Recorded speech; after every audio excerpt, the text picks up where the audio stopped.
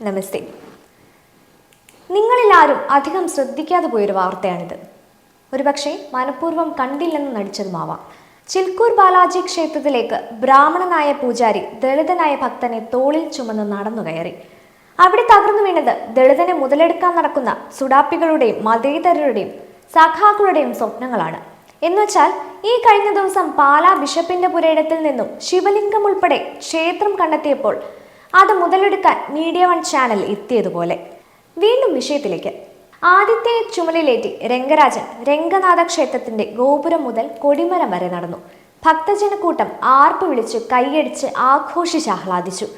1000 വർഷങ്ങൾ പഴക്കമുള്ള ആചാരം അനുഷ്ഠിക്കുക മാത്രമായിരുന്നില്ല അത്, ആധുനിക കാലത്തിന് മികച്ച സന്ദേശം നൽകുകയുമായിരുന്നു. ആദിത്യ പരാശ്രീ എന്ന ദളിത് വിഭാഗത്തിൽപ്പെട്ട 25 വയസ്സുകാരൻ CS രംഗരാജൻ തെലങ്കാനയിലെ ചിൽക്കൂർ ബാലാജി ക്ഷേത്രത്തിലെ പൂജാരി. ദളിതനെ തോളിലേറ്റി ബ്രാഹ്മണ പൂജാരി ക്ഷേത്ര മതിൽക്കെട്ട് കടന്നപ്പോൾ തകർന്നു വീണത് മൂഢവിശ്വാസങ്ങളും അനാചാരങ്ങളുമായിരുന്നു. മുനിവാഹന സേവ എന്നാണ് ആചാരത്തിന് പേര്.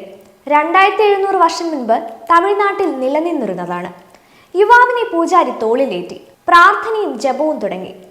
ബ്രഹ്മവും ഒക്കതേ പരമബ്രഹ്മവും ഒക്കതേ എന്ന് അദ്വൈതത്തിന്റെ സമൂഹ സന്ദേശമെങ്ങും മുഴങ്ങി.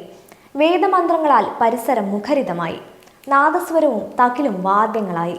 പൂജാരി തോളിലേറ്റി ദളിതനെ ക്ഷേത്ര മതിൽക്കെട്ടിനുള്ളിൽ കടത്തി. ആയിരക്കണക്കിന് ഭക്തർ സാക്ഷിയായി. CS രംഗരാജൻ പറയുന്നത് ഇങ്ങനെ: ഓസ്മാനിയ സർവകലാശാലയിൽ ഒരു ചർച്ചയിൽ പങ്കെടുത്തപ്പോഴാണ് എങ്ങനെ പിന്നാക്ക വിഭാഗത്തിൽപ്പെട്ടവരെ ക്ഷേത്രത്തിലെത്തിക്കാമെന്ന വിഷയം വന്നത്. ഞാൻ മുനിവാഹന യാത്ര ഓർമ്മിച്ചു. അത് നടപ്പാക്കാൻ തീരുമാനിച്ചു. ആദ്യത്തെ തിരഞ്ഞെടുത്തതിനെക്കുറിച്ചും അദ്ദേഹം പറയുന്നത് ഇങ്ങനെ: പിന്നാക്ക വിഭാഗത്തിന്റെ സംഘടനയെ ഞാൻ സമീപിച്ചു. അവരോട് വിശദീകരിച്ചു.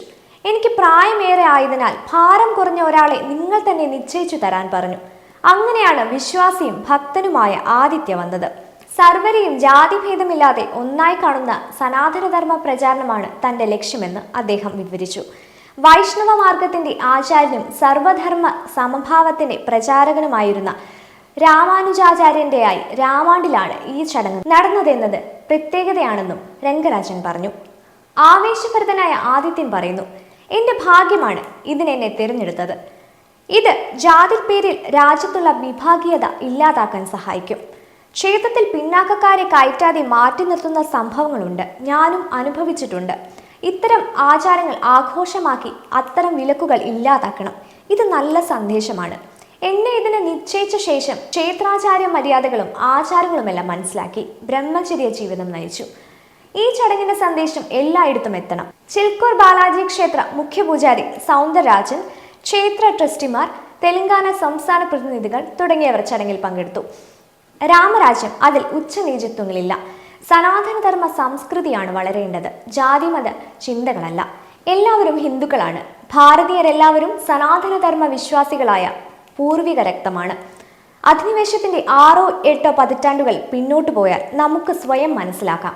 ബ്രാഹ്മണ ക്ഷേത്രീയ വൈശ്യ ശൂദ്ര വിഭാഗീയ ഭരണം അടിച്ചേൽപ്പിക്കപ്പെട്ടതാണെന്നും കാലഘട്ടത്തിന്റെ വെളിച്ചത്തിൽ അമ്പലങ്ങൾ വിശ്വാസികൾക്കായി ആചാരവിധി പ്രകാരം തുറന്നു കൊടുക്കേണ്ടതുമാണ്. സവർണ അവർണ വേർതിരിവ് ഹിന്ദുവിലില്ല, അത് ഉണ്ടാക്കപ്പെട്ടതാണ്.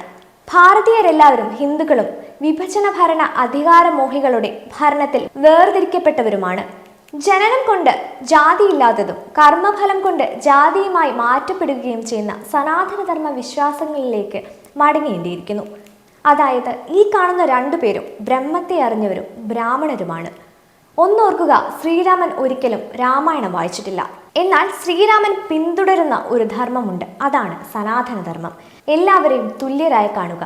അതാണ് രാമരാജ്യധർമ്മം.